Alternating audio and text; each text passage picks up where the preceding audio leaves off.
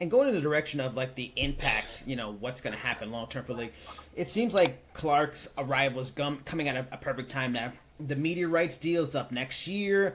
CBA's coming up in the fall.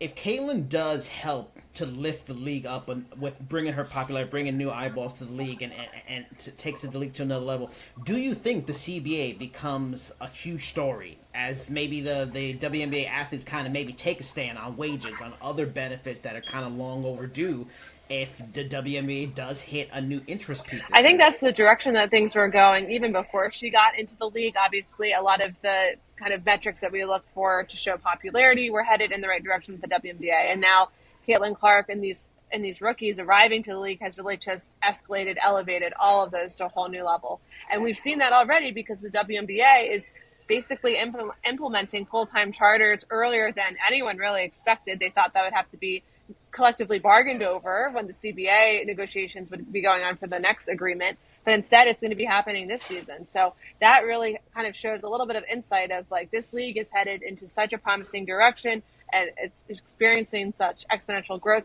maybe even more so or earlier than many expected. And so that is going to help with the new attention that these rookies are bringing in, allow the players to fight for what they want, whether or not that ends up being wages or changing different policies that are in the league. Obviously, they got charters now, which is a huge thing, but we'll have to see, obviously, how that all pans out, if there's anything they want to adjust from there. So I think that the power is really in the players' hands, and that's something that they're going to really kind of take and run with.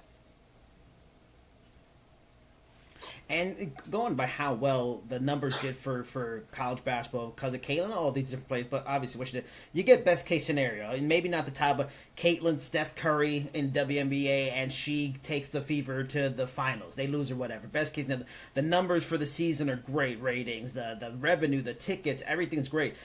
Does, because we talked about the players deserve more, they might take a stand. Do you think it could go to that level? Like, hey, we will strike and we will do what we have to do because this is our best chance. This is the most leverage we have. Could it? We've seen in other leagues. Could it finally happen here because they deserve to get more? That's the first time I've been asked that question, and I haven't really been able to ask players that per se, or been able to really catch on if that is something that's in their minds. I don't get that sense because I do feel like the league understands that this is kind of the direction things are going. I think the chartering issue is probably the biggest issue that players have. We did a player survey, and travel was the top issue that they identified when asked about the biggest issues facing the league. So in my mind, I think the league was able to kind of take a lot of pressure off of itself by figuring out the charter issue so early and earlier than anyone really expected. So I'm not sure if I quite see a strike in the future. But, again, I do think kind of along those lines, like we were talking about, the power is with the players. So if there's stuff that they want and if they don't believe the league is able to provide for it, that would obviously be very contentious. But there's a lot that can happen between now and then, too.